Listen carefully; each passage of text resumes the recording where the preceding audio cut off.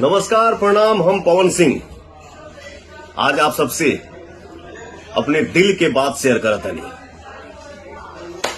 कौन कहता है आसमान में सुराख नहीं हो सकता।